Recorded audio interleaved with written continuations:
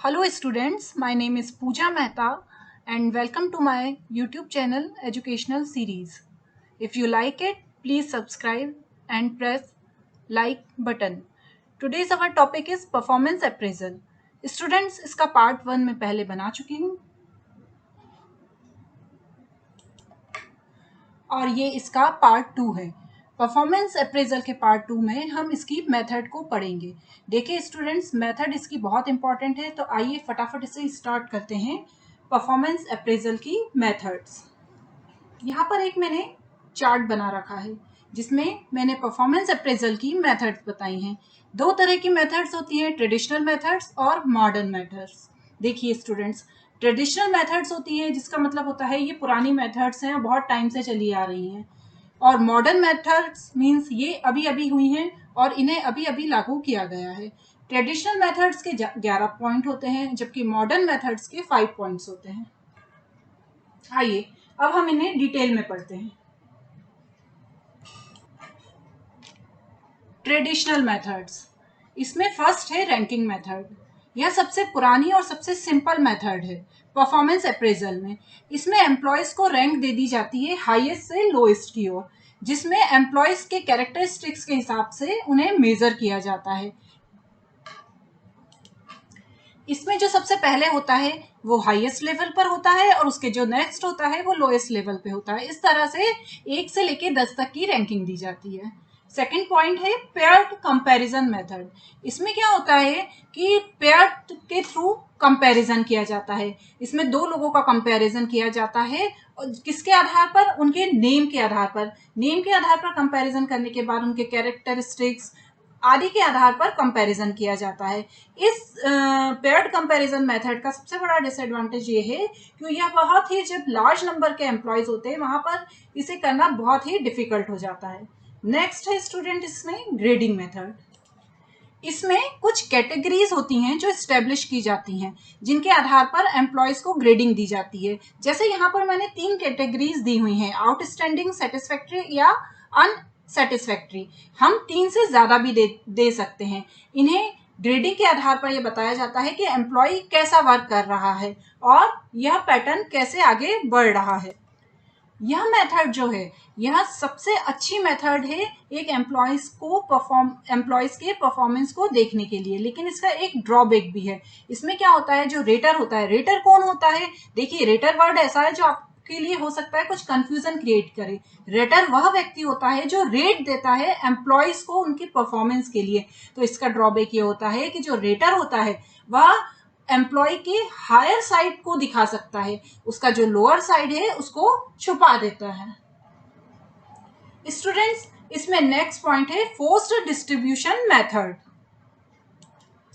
यह जो मेथड है वो टिफिन ने बनाई थी, जो सेंट्रल टेंडेंसी के आधार पर एम्प्लॉयज को रेटिंग देती थी। अब स्टूडेंट, सेंट्रल टेंडेंसी क्या होता है? यह एवरेज देने की एक मेथड होती है जो फाइनेंस में होती है। इसमें क्या होता है, एम्प्लॉयज का परफॉर्मेंस लेवल स्टैटिकल डिस्ट्रीब्यूशन के आधार पर तय किया जाता है, जैसे 10, 20, 40 या परसेंट के आधार पर भी किया जाता है। यह तब बहुत यूजफुल होती है जब बहुत लार्ज नंबर के एम्प्लॉयज होते हैं और उनकी जॉब परफॉर्मेंस और एबिलिटी चेक करनी होती है। यह बायसनेस को भी दूर करने में हेल्प करती है। यह बहुत ही सिंपल है और परफॉर्मेंस को, एम्प्लॉयज की परफॉर्मेंस को ऑर्गेनाइजेशन में देखने में बहुत ज्यादा हेल्प करती है। लेकिन इसका भी एक ड्रॉबैक है, ये रेटिंग सिंगल ग्रेड के आधार पर बढ़ाती है। नेक्स्ट पॉइंट है फोर्स्ड चॉइस मेथड। यह जो मेथड है वह जेपी ग्युल्फोर्ड द्वारा बनाई गई है। इसमें क्या होता है, जो एम्प्लॉयज है उनको चेक करने के लिए रेटर क्या करता है, पॉजिटिव और नेगेटिव दोनों चीजें एम्प्लॉय की देखता है। अब जैसे पॉजिटिव स्टेटमेंट में क्या होता है, वह उसके बारे में अच्छी अच्छी बातें बताता है और उसे यह बताता है कि वह अपने काम के प्रति कितना समर्पित है। नेगेटिव स्टेटमेंट में क्या होता है, वह उसकी लिमिट बताता है। वह क्या करता है, कभी कभी किसी एम्प्लॉय के लिए फेवरेबल भी हो जाता है। तो यह सब किसके आधार पर करता है, ह्यूमन के पॉजिटिविटी और नेगेटिविटी के आधार पर। इसमें जो फाइनल रेटिंग होती है वो सारी बायसनेस को छोड़कर तैयार की जाती है। इसका भी एक ड्रॉबैक है, इसमें क्या होता है, फोर्स किया जाता है चॉइस को लेके कि आप पॉजिटिव दें या नेगेटिव दें। इसका 6 पॉइंट है चेकलिस्ट मेथड। इसमें क्या होता है, देखिए मैंने एक छोटी सी टेबल बनाई है। इसमें क्या होता है स्टूडेंट्स, चेकलिस्ट की एक टेबल तैयार की जाती है जिसमें सिर्फ यस या नो में आंसर देना होता है। जैसे क्या वो अपनी एम्प्लॉय अपनी जॉब पर रेगुलर आता है, क्या वह डिसिप्लिन अच्छे से मेंटेन करता है, क्या वो अपनी जॉब को करने में इंटरेस्टेड है या नहीं। यह सारी चीजें चेकलिस्ट बनाकर एचआर डिपार्टमेंट में दी जाती है। यदि एचआर डिपार्टमेंट चाहे तो उसके आधार पर कुछ क्वेश्चन भी तैयार कर सकता है जो एम्प्लॉय से पूछे जा सकते हैं। जैसा कि मैंने पहले भी सारी मेथड्स में उनके डिसएडवांटेज बताए हैं, उसी तरह चेकलिस्ट मेथड का भी डिसएडवांटेज है। इसमें लॉट्स ऑफ मनी, टाइम और एफर्ट्स की जरूरत होती है जो बहुत ही ज्यादा टाइम कंज्यूमिंग होता है। क्रिटिकल इंसिडेंट मेथड, यह मेथड एम्प्लॉयज के क्रिटिकल बिहेवियर को बताती है। इसमें क्या होता है स्टूडेंट्स, 3 स्टेप्स देखी जाती हैं जिनके आधार पर रेटर जो होता है एम्प्लॉयज को वो रेटिंग देता है। पहली क्या देखते हैं, इसमें लिस्ट ऑफ नेटवर्थ, जिसमें देखा जाता है कि वह कैसा काम कर रहा है, गुड और बैड। सेकंड में क्या होता है, इसमें जो वो एक्सपर्ट होते हैं उनको वो उसका स्कोर बोर्ड होता है वो देता है जो उनकी एबिलिटी को शो करता है। जो थर्ड होता है उसमें क्या होता है, जो एक्सपर्ट होते हैं वो चेक करते हैं कि वाकई वर्कर अच्छा काम कर रहे हैं या बुरा काम कर रहे हैं, और उस चेकलिस्ट के आधार पर जो रेटर होता है वो वर्कर्स को इवेल्यूट करता है। यह सबसे अच्छी जॉब एवेल्यूएशन के लिए प्रोसेस है जिसमें एम्प्लॉयज का परफॉर्मेंस देखा जाता है और उन्हें परफॉर्मेंस अप्रेजल दिया जाता है। नेक्स्ट है स्टूडेंट्स इसमें ग्राफिक रेटिंग स्केल मेथड। यह बहुत ही सिंपल सी मेथड है, जैसा कि ग्राफ आप पहले अपने एजुकेशन में पढ़ चुके हैं, उसी तरह से ग्राफ तैयार किया जाता है। इसे हम लीनियर रेटिंग स्केल भी कहते हैं। इसमें एम्प्लॉयज की क्वालिटी के आधार पर ग्राफ बनाया जाता है जिसमें उनकी बहुत सारी इंफॉर्मेशन कलेक्ट की जाती है और उसके आधार पर एक ग्राफ तैयार किया जाता है। उसके बिहेवियर, उसके कैरेक्टरिस्टिक्स के बारे में बताया जाता है। यह सारी चीजें ग्राफ में शो होती हैं, इसलिए इसे ग्राफिकल रेटिंग स्केल मेथड कहते हैं। नेक्स्ट है ऐसे मेथड। ऐसे मेथड बहुत ही सिंपल सी मेथड है। इसमें क्या होता है स्टूडेंट्स, जो एम्प्लॉय ऑर्गेनाइजेशन में काम कर रहा है उसके बारे में एक नरेटिव डिस्क्रिप्शन लिखा जाता है जिसमें उसकी strength, weakness, past performance, potential आदि सब लिखे जाते हैं। इसका पॉजिटिव पॉइंट ये होता है कि ये सिंपल होती है बिल्कुल यूज करने में, इसका कोई कॉम्प्लेक्स फॉर्मेट नहीं होता है। यह ऐसे के फॉर्म में लिखी जाती है, इसकी लेंथ, इसकी हाइट, इसका किसी भी चीज का कोई ध्यान नहीं रखा जाता, सिर्फ नॉर्मली ऐसे के फॉर्म में इसे लिखा जाता है। ऐसे मेथड होती है वो बेनिफिशियल होती है ऑर्गेनाइजेशन के लिए। क्यों? क्योंकि इसमें तुरंत ही एम्प्लॉयज का फीडबैक ले लिया जाता है कि वह किस तरह से ऑर्गेनाइजेशन में काम करेंगे और उसका किस आधार पर वह परफॉर्मेंस देंगे। नेक्स्ट है फील्ड रिव्यू मेथड। इसमें क्या होता है, एम्प्लॉयज से उनके काम करने वाले स्थान पर ही उनका रिव्यू ले लिया जाता है कि वह किस चीज से नाखुश हैं और वो क्या ऐसा करे ऑर्गेनाइजेशन कि वह अपने परफॉर्मेंस में सुधार लाएं। देखिए स्टूडेंट्स, इसमें यहाँ पर मैंने 3 पॉइंट्स दिए हैं जिनके आधार पर फील्ड रिव्यू मेथड किया जाता है। पहला, identify area of inter rater disagreement. Second, help the group arrive at the consensus. And third, ensure that each rater consents to standard similarity. इसी के आधार पर फील्ड रिव्यू मेथड का यूज किया जाता है। इसका नेक्स्ट पॉइंट होता है कॉन्फिडेंटल रिपोर्ट।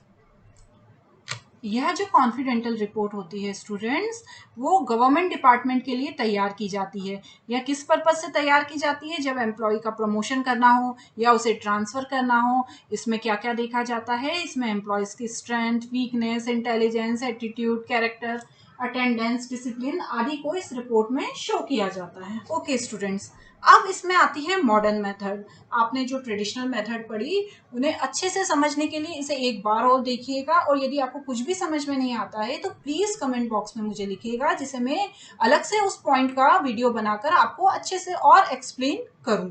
ठीक है स्टूडेंट्स, मॉडर्न मेथड का फर्स्ट पॉइंट होता है management by objective. MBO means management by objective का जो कॉन्सेप्ट है वो पीटर ड्रकर द्वारा तैयार किया गया है। पीटर ड्रकर क्या बताते हैं कि जो सुपीरियर और सबॉर्डिनेट्स हैं वो दोनों मिलकर ऑर्गेनाइजेशन के कॉमन गोल्स के लिए काम करते हैं। वो दोनों मिलकर यह सेलेक्ट करते हैं कि हमें ऑर्गेनाइजेशन के ऑब्जेक्टिव को प्राप्त करने के लिए किस तरह से काम करना चाहिए। तभी इस पॉइंट का नाम मैनेजमेंट बाय ऑब्जेक्टिव रखा गया है, क्योंकि इसमें दोनों सुपीरियर एंड सबॉर्डिनेट्स दोनों मिलकर ऑर्गेनाइजेशन को गोल प्राप्त करने के लिए काम करते हैं। नेक्स्ट है बिहेवियर एंकर रेटिंग स्केल। हमारी गवर्नमेंट द्वारा बिहेवियर एंकर रेटिंग स्केल की विधि बनाई गई जिसे 1960 में बनाया गया। यह एम्प्लॉय की परफॉर्मेंस को इवेल्युएट करने के लिए बनाई गई, क्योंकि क्या होता है समटाइम्स इतनी सारी मेथड्स हैं जो भी डिफिकल्टीज पैदा करती हैं एम्प्लॉयज की परफॉर्मेंस को अप्रेस करने में। इसीलिए इस मेथड का यूज किया जाता है जिसमें एम्प्लॉयज के बिहेवियर को चेक किया जाता है। नेक्स्ट होता है स्टूडेंट्स इसमें असेसमेंट सेंटर। यह बहुत ही अच्छी मेथड होती है जो 1960 में बनाई गई है, जिन्हें बहुत सारे इंडियंस हैं जो अपने फर्म में यूज करते हैं। इसमें क्या होता है स्टूडेंट्स, एक लोकेशन सेट की जाती है जिसमें ऑर्गेनाइजेशन के सारे मैनेजर वहां पहुंचते हैं, 2 या 4 दिन के लिए वहां रुकते हैं। जो भी उन्हें वो काम करना होता है वो वहां पर वो काम करते हैं, जिससे वो साइकोलॉजिकली सेट हो जाते हैं कि जब वो मेन ऑर्गेनाइजेशन में काम करेंगे तो उन्हें किस तरह से काम करना होगा। यह बहुत ही अच्छी मेथड होती है और बहुत सारी ऑर्गेनाइजेशन में इस मेथड का यूज किया जाता है।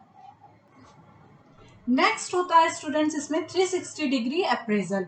इसमें क्या होता है, एक एम्प्लॉय की 360 डिग्री क्या होता है, आपने देखा होगा जब एक पूरा गोला बन जाता है वो 360 डिग्री हो जाता है। इसमें एम्प्लॉय की सारी चीजें देखी जाती हैं, जैसे उनकी स्किल, एबिलिटी, बिहेवियर, मतलब उनको ऑल राउंड चेक किया जाता है।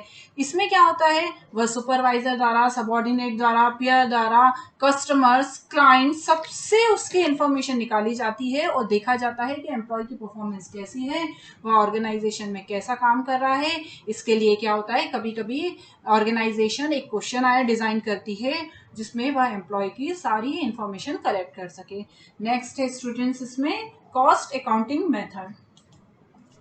इसमें क्या होता है, एम्प्लॉयज की जो परफॉर्मेंस है उसकी मॉनेटरी बेनिफिट्स के आधार पर की जाती है। यह क्या होता है स्टूडेंट्स, क्या होता है कभी कभी कि एम्प्लॉयज को जो सैलरी प्रोवाइड की जा रही है एम्प्लॉयज से नाखुश होता है, जिसके कारण वो अच्छी परफॉर्मेंस नहीं करता। तो कॉस्ट अकाउंटिंग मेथड में यह देखा जाता है कि ऐसा तो नहीं है, ये रीजन तो नहीं है कि एम्प्लॉय को प्रॉपर बेनिफिट नहीं लग रहा है ऑर्गेनाइजेशन में, जिसके कारण वह ऑर्गेनाइजेशन में अच्छे से परफॉर्म नहीं कर रहा।